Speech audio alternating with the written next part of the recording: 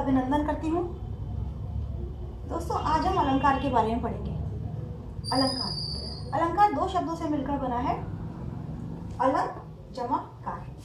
अलंक means अलंक का अर्थ है शोभा और कार का अर्थ है करने वाला, यानी कि शोभा करने वाला। कवि द्वारा अपनी रचना की शोभा बढ़ाने के लिए जिस साधन का प्रयोग किया जाता है उसे अलंकार कहते हैं। अलंकार के दो भेद हैं, पहला है शब्द अलंकार और दूसरा अर्थ अलंकार। पहले हम पढ़ेंगे शब्द अलंकार के बारे में। शब्दों के विशेष प्रयोग द्वारा काव्य का सौंदर्य बढ़ाना।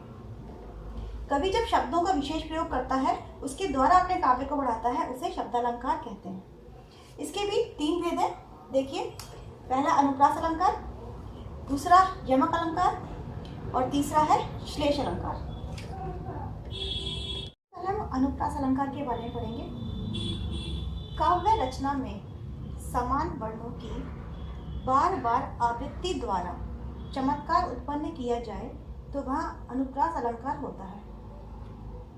उदाहरण की सहायता से देखिए। जाके सिर मोर मुकुट मेरो पति सोई।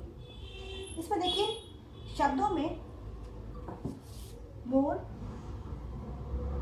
मुकुट, माँ माँ और मेरो, तीनों शब्दों में माँ वर्ण की आवृत्ति है, इसलिए यहाँ अनुप्रास अलंकार है।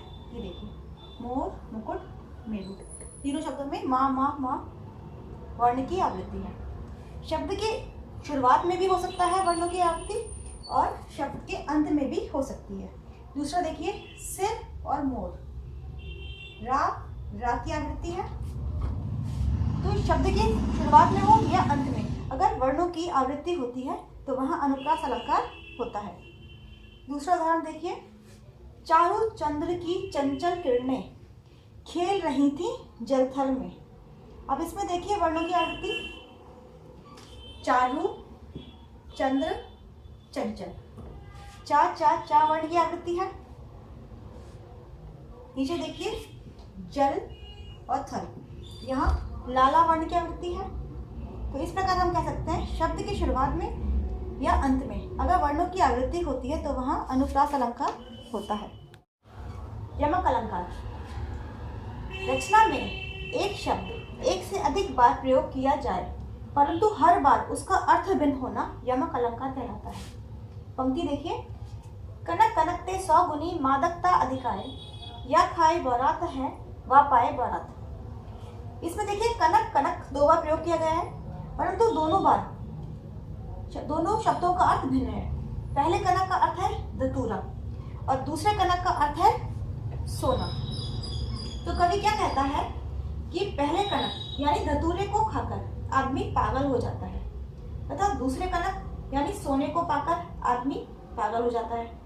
परंतु पहले कनक यानी धतूरे की तुलना में दूसरे कनक यानी सोने की मादकता 100 गुनी होती है, यानी कि सोने का नशा ज्यादा होता है धतूरे की अपेक्षा।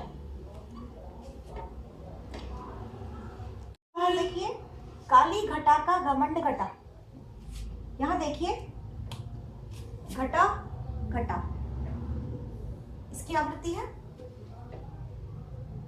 घटा। पहली घटा का अर्थ है काले बादल और दूसरे घटा का अर्थ है घटना। तो कवि क्या कह रहा है, जब आकाश में तारे उदित हुए तो काली घटा का घमंड घट गया। घटा काले बादल, दूसरा घटना। जब आकाश में तारे उदित हुए तो काली घटा का घमंड घट गया। अलंकार।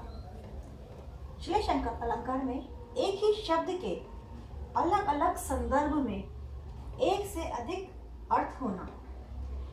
श्लेष अलंकार के अंतर्गत एक शब्द की आवृत्ति बार बार नहीं की जाएगी, एक शब्द को एक ही बार लिखा जाएगा पंक्ति में, परंतु उसका अलग अलग संदर्भ में भिन्न भिन्न अर्थ होंगे। देखिए उदाहरण, सुब्रन को ढूंढत फिरत कवि व्याभिचारी चोर। तो यहाँ देखिए सुब्रन को ही, सुब्रन यानी कि सुवर्ण, तो सुवर्ण का 3 अर्थों में प्रयोग किया गया है, 3 संदर्भ में। कवि के संदर्भ में देखिए सुंदर वर्ण, यानी कि अक्षर। कवि अपनी रचना में क्या ढूंढता है? अच्छे अच्छे अक्षर ढूंढता है। व्याभिचारी के संदर्भ में व्याभिचारी क्या ढूंढता है? सुंदर कन्या, सुंदर स्त्री, सुंदर रंग वाली स्त्री। और चोर के संदर्भ में चोर क्या ढूंढता है? सोना ढूंढता है। तो सुवर्ण को अर्थात सुवर्ण को 3 अर्थों में प्रयोग किया गया है, सुंदर वर्ण, सुंदर स्त्री और सोना। शब्द की आवृत्ति नहीं की गई है, परंतु एक ही शब्द एक बार प्रयोग किया मगर उसका अर्थ कई है। उदाहरण देखिए श्लेष अलंकार का। मंगन को देखी पट देती बार बार है। इसमें देखिए पट, पट शब्द का 2 अर्थों में प्रयोग किया गया है। शब्द की आवृत्ति नहीं है मगर 2 अर्थों में प्रयोग किया गया है। पहला अर्थ है पट मतलब वस्त्र, और दूसरा अर्थ है पट अर्थात पट देना, दरवाजा बंद करना। तो अर्थ देखिए, मंगन, मंगन यानी कि मांगने वाले को देखकर कोई स्त्री होती है उसे पट देती है बार बार, पट यानी कि वस्त्र देती है बार बार। और दूसरी स्त्री, कोई और स्त्री होती है, वो क्या करती है? कुछ लोग क्या करते हैं कि जो मांगने वाले को बार बार देखते हैं तो अपना दरवाजा बंद कर देते हैं, यानी कि अपना पट बंद कर लेते हैं। तो एक ही शब्द का 2 अर्थों में प्रयोग किया गया है। पहली बार में पट यानी कि वस्त्र देते हैं और दूसरे में दरवाजा बंद कर देना है। दोस्तों आज हमने पढ़ा शब्द अलंकार के बारे में। दोस्तों मेरी अगली वीडियो जरूर देखिए। अगले वीडियो में हम अर्थ अलंकार के बारे में पढ़ेंगे। धन्यवाद।